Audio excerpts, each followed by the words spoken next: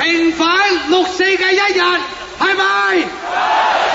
尋晚唔止維園6個足球場，連草地同籃球場都逼爆。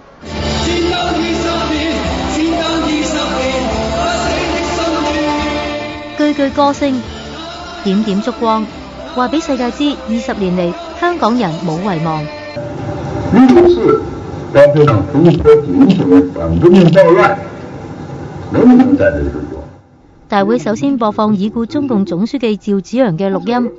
89年出生嘅年輕人，然後由89年出世嘅後生仔燃點民主火炬。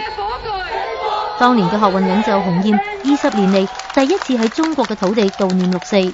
舉行了20年的燭光晚會，這是1989年天安門民主運動精神不死的明證。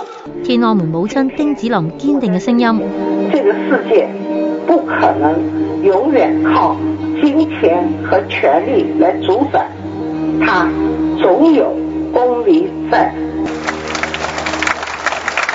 大會又為6·4死難者默哀。我哋今晚創造咗一個歷史紀錄，今晚集會嘅人數係有15萬。